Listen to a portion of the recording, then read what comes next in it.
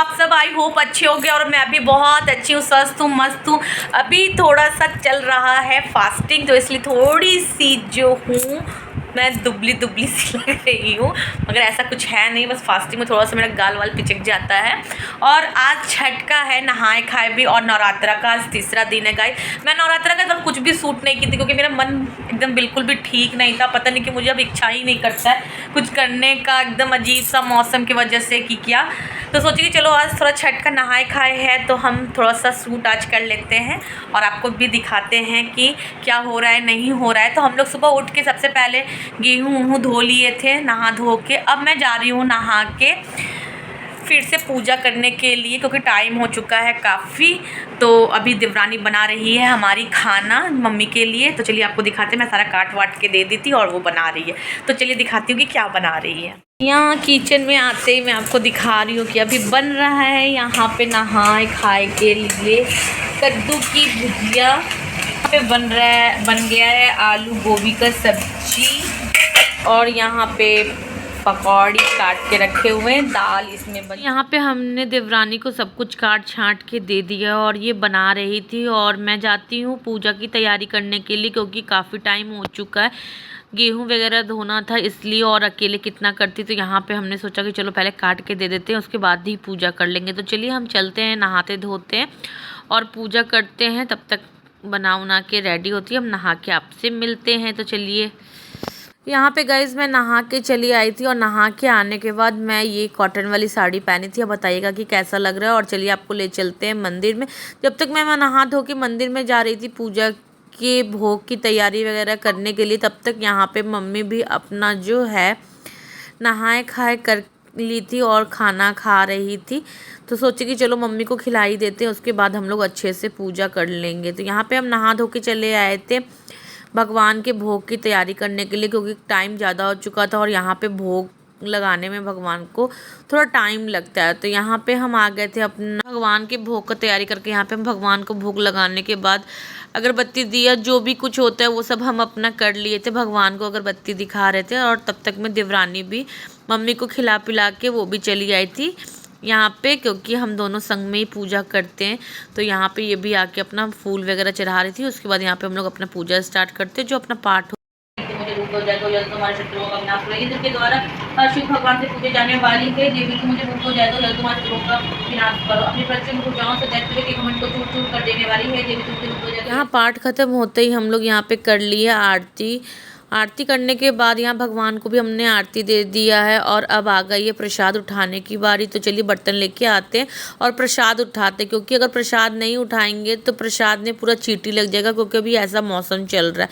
यहाँ पे हमने पूजा रूम में आके पहले सारे प्रसाद को जो सामान सबका साइड किया, क्योंकि पूजा करते करते बहुत ज़्यादा पूजा रूम फैल जाता है और पूरा अस्त व्यस्त रहता है। तो सोचते हैं कि थोड़ा सा खाली कर दे, नहीं तो फिर शाम में जो है ना आरती के टाइम में बहुत ज़्यादा आफाताफी हो जाता है। इसके वजह से यहाँ पे हमने सारे सामान को एडजस्ट करने के बाद यहाँ प्रसाद उठा लिया। मेरा नारियल पानी फिनिश नहीं हुआ, नीचे भैया आ गए, तो हम जा रहे हैं कहाँ वो आपको पता चलेगा ब्लॉग में। गाड़ी में बैठ के पी लेंगे भैया की गाड़ी।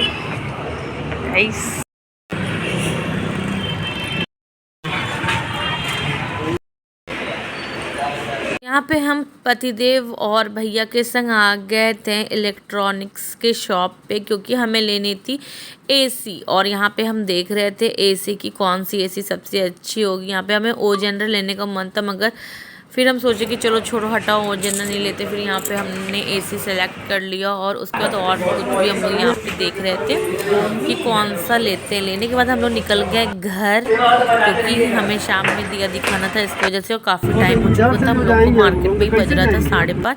तो यहाँ पे हम लोग घर चले आए, और घर पर जाने के बाद पता चला कि मम्मी लोग भी नहीं है, सब कोई मार्केट निकले हुए हैं छठ का सामान लाने के लिए। क्योंकि हमारे यहाँ जो है नहा खा वाले ही दिन जो भी होता है, घी सूप दौड़ी जो कुछ भी होता है सब उसी दिन आता है। उसके बाद हम लोग शाम में यहाँ पे आरती दिखाते हैं।